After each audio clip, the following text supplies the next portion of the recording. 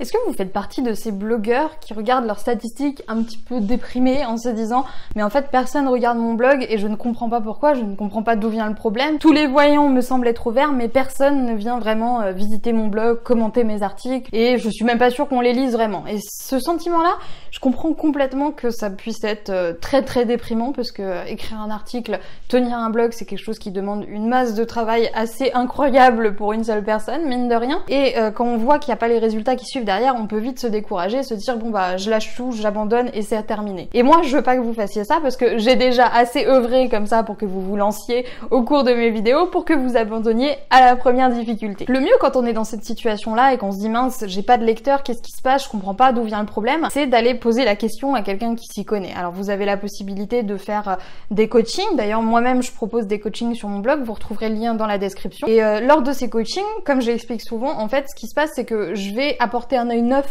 si vous voulez, sur le blog de la personne et lui expliquer d'où viennent potentiellement les problèmes, les petits trucs à corriger pour qu'elle puisse avoir beaucoup plus de trafic et beaucoup plus de lecteurs réguliers, beaucoup plus de fans, si on peut appeler ça comme ça. Mais je me doute bien que tout le monde n'est pas vraiment ouvert à cette idée de faire du coaching et que forcément on n'a peut-être pas toujours les moyens d'en faire.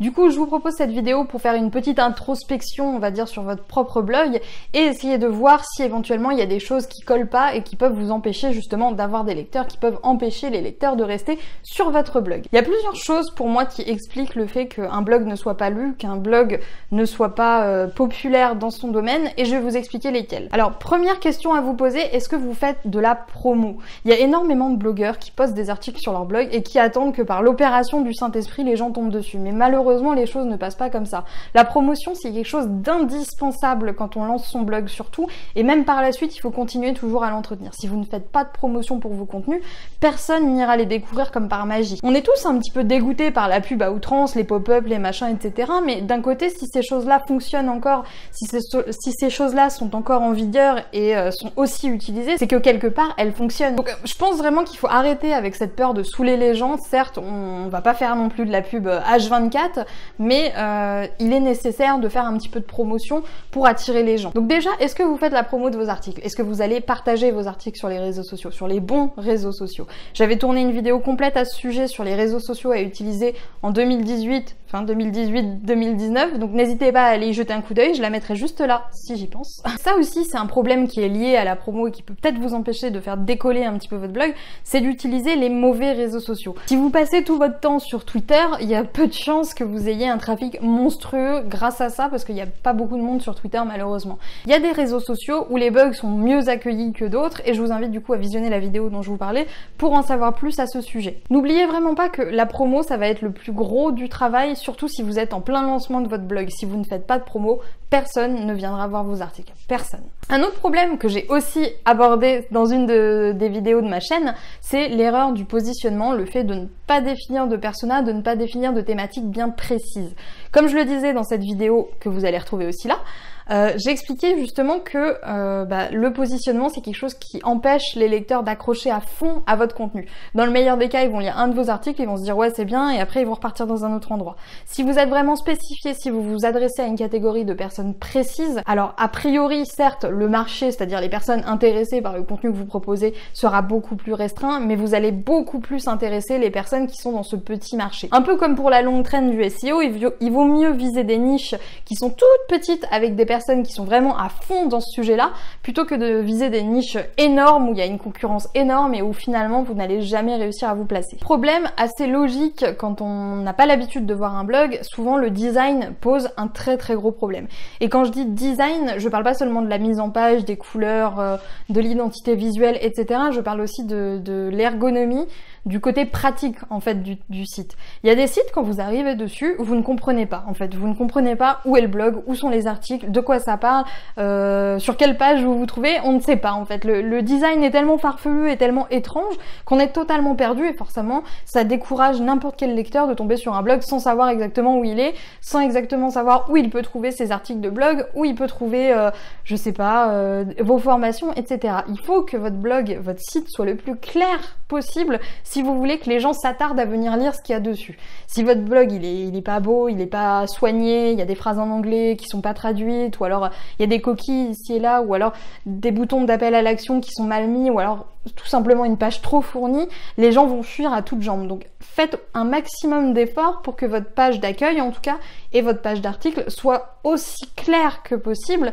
que les gens ne soient pas en train de se perdre au milieu de tout le contenu que vous pouvez afficher. N'oubliez pas less is more, le retour de mon super accent de François Hollande. Donc moins vous allez rajouter d'informations, on va dire, un petit peu partout autour de votre blog, plus ça va être clair. Allez au maximum à l'essentiel et essayez de trouver aussi une identité visuelle qui vous correspond, qui ne ressemble à aucune autre. Moi je vois énormément de blogs qui prennent exactement les mêmes codes couleurs, ce qui fait que tous les blogs se ressemblent, c'est hyper triste. Sur Pinterest, vous pouvez taper palette couleurs et vous allez tomber sur plein d'associations de couleurs qui vont bien ensemble, qui sont très jolies, et potentiellement essayer de trouver quelque chose qui ne ressemble pas à d'autres blogs, sinon il n'y a pas vraiment d'intérêt à ça. Autre problème, les articles en soi. Alors quand on se lance, il y a un gros débat à ce sujet-là, les gens disent voilà, il faut publier beaucoup, et il y en a d'autres qui disent non, il faut pas publier beaucoup, il faut publier des articles de qualité. Moi je vous propose de faire les deux. C'est tout à fait possible de publier 1 à 2 articles par semaine, ce qui reste quand même quelque chose d'assez correct pour alimenter un blog, tout en proposant de la qualité. En tout cas, moi j'essaye, je pense à peu près y arriver. Si jamais vous pensez le contraire, n'hésitez pas à me le dire. Mais moi j'arrive à rédiger du coup 2 articles par semaine et à les publier tout le temps. Et le fait d'être aussi régulière, le fait de rajouter en permanence du contenu sur mon blog m'attire à moi personnellement énormément de nouveaux visiteurs à chaque publication.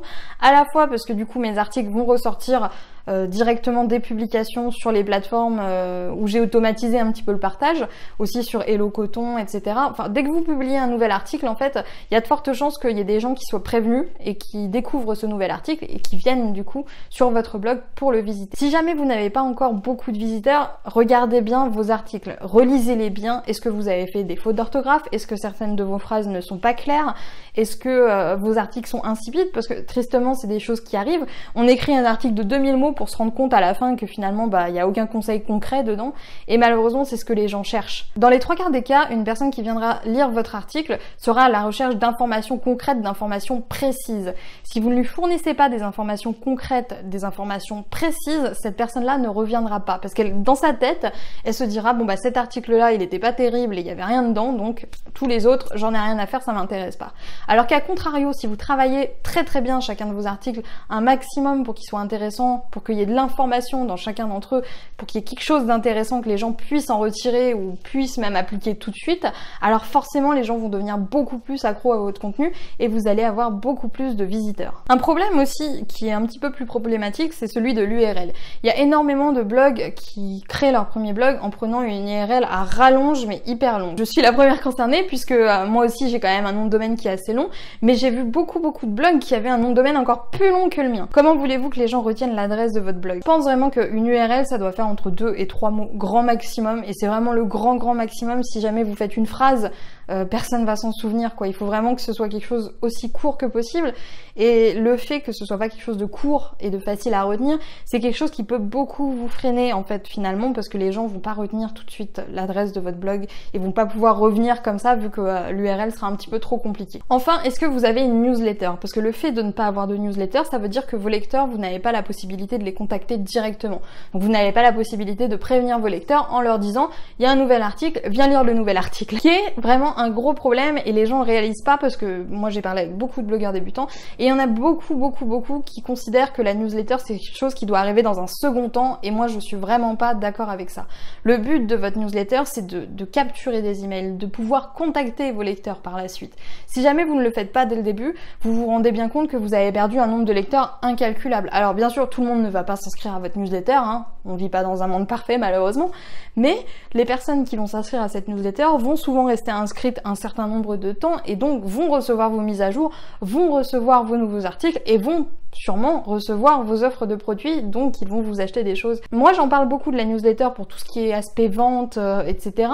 Mais aussi au niveau du trafic, je pense que c'est quelque chose qui peut énormément aider quand on est débutant et qu'on lance son blog et qu'on est dans cette traversée du désert comme disent les pros, où en fait on n'a encore aucun lecteur et où on n'a encore aucune audience. Si vous n'avez pas encore créé une newsletter, pensez bien à offrir un cadeau en échange de l'email, parce que si vous mettez simplement abonnez-vous à ma newsletter, personne n'aura envie d'y aller. Autre question, est-ce que vous vous êtes intéressé au SEO? Parce que c'est très important le SEO pour un blog, je pense, d'autant plus que là la concurrence est énormément effondrée. Je trouve que les gens laissent tomber justement le SEO en se disant bon bah c'est trop compliqué, c'est trop machin, c'est trop etc.